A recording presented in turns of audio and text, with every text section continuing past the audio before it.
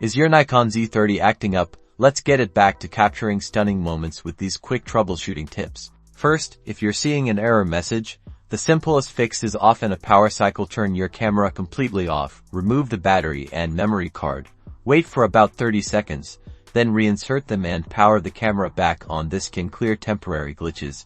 Ensure your battery is fully charged. A low battery can sometimes cause unexpected behavior or prevent certain functions from working. Also, double-check that your memory card is properly inserted and formatted in camera for optimal performance. Confusing settings. It might be a conflict. Try resetting your camera to factory default settings. Navigate to the Setup menu, find the Reset All option, and confirm. Remember, this will revert all your custom settings, so note down any important ones before doing this. Connectivity issues, like not connecting to your smartphone via the Nikon SnapBridge app.